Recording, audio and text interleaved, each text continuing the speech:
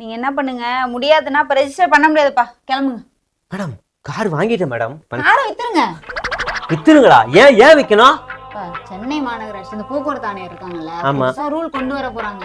Car வாங்குறது matter இல்ல, car வாங்குறதுக்கு முன்னாடியே நம்ம வந்து பார்க்கிங்க்கு இடம் இருக்குன்னு ஆதாரத்தோட நிரூபிச்சாதான் ரெஜிஸ்ட்ரேஷன் பண்ண முடியும். ஏன் அப்படி? ஏன்னா நீங்க பாட்டுக்கு எங்கேயாவது குறுக்கு சந்தா அங்கங்க நிப்பாட்டிடுறீங்க. மழைலாம் வந்தா நீங்க பாட்டுக்கு போய் பிரிட்ஜ் மேல நிப்பாட்டிடுறீங்க. அங்க குறுக்கு சந்தில இப்படி இப்படி அணை கட்டின மாதிரி நிப்பாட்டிடுறீங்க. எப்படி போறது? மக்களுக்கு இடையூறா இருக்குல்ல, அதெல்லாம் நாங்க தானே பாக்கணும். என்ன சொன்னீங்க? மக்களுக்கு இடையூறா இருக்குப்பா. என்ன சொன்னீங்க? மக்களுக்கு இடையூறா இருக்கு. ஏன் மேடம் இந்த இடையூறுலாம் எங்களை மாதிரி சாதாரண ஆளுங்க கார் வாங்கும் போது தான் தெரியுங்களா? இந்த அரசியல்வாதிகள், அமைச்சர்கள், முதலமைச்சர்கள் அவங்கெல்லாம் காரில் போகும்போது ஒரு அரை மணி நேரம் நாங்கள் சிக்னலில் நிற்கிறோமே வேகாத வெயில்ல, எங்களுக்காக தானே அவங்க வேலை செய்கிறாங்க, நாங்கள் தானே அவங்கள தேர்ந்தெடுத்தோம். அப்போ எங்கள் கூடவே பயணம் பண்ண வேண்டியதானே?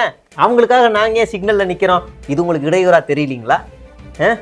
இல்லை எந்த பொறுப்புலையும் இல்லாத சும்மா சுற்றிக்கிட்டு இருக்க இந்த 4-5 அரசியல்வாதிங்க இருக்காங்களே, அவங்க போகும்போதே வண்டு சிண்டு மாதிரி 10-15 கார் பின்னாடியே போகுது, முன்னாடியும் போகுதே, அதெல்லாம் வந்து இடையூறாக இருக்குது அப்படின்னு சொல்லி அவங்களுக்குலாம் கட்டுப்பாடு கொண்டு வந்து 2 கார் தான் வரணும் அதிகபட்சமாக, இதுக்கு மேலே எந்த காரும் போகக்கூடாது, இதுதான் எளிமை, அரசியலின் சிக்கனம் அப்படின்னு சொல்லி ஒன்று ரூலை போட்டு விட்டிங்கன்னா அதுக்கும் மக்கள் இடையூறு இல்லாமல் பார்த்துக்கலாமே.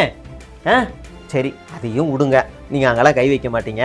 இந்த பஸ்ஸில், கவர்மெண்ட் பஸ்ஸில் காலையிலையும் சாயங்காலமும் போயிட்டு வர பீக் டைம் இருக்குல்ல, சிக்னலில் நிற்கும் போது இந்த சிக்னலில் ஒரு 10-15 கார் நிற்கிது, பின்னாடி கவர்மெண்ட் பஸ் நிற்கிது.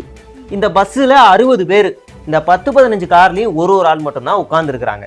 இவங்கெல்லாம் சிக்னல் போட்டதுக்கு அப்புறம் கீரை போட்டு வண்டியை எடுத்து போகிறதுக்குள்ளே இந்த பஸ்ஸு கிட்ட வரவும் மறுபடியும் ரெட் சிக்னல் விழுந்துருது. அப்போ ஒரு பஸ்ஸும் 2 வாட்டி சிக்னலில் நின்றுட்டு போகுது. இதெல்லாம் இடையூறாக இருக்காதா? இந்த பேருந்துக்கு மட்டும் தனியாக ஒரு பே அப்படின்னு போட்டு அதில் ஏதாவது வண்டி வந்துச்சா ஃபைன் அப்படின்னு போட்டுருங்க. இப்போ சாதாரண மக்களும் சமமாக அப்படியே போயிடலாம்ல. எப்படி இதெல்லாம் இடையூறா தெரியாதுங்களா? எங்களை மாதிரி வயிற்றுல தான் அடிச்சு உங்களை இடையூறுலாம் காப்பாத்துவீங்களா? ரெஜிஸ்ட்ரேஷன் தானே, கார் இல்ல. இதுக்கப்புறம் உனக்கு சைக்கிள் கூட. மேடம் மேடம் மேடம் மேடம் கிளம்பு, பாத்துக்க.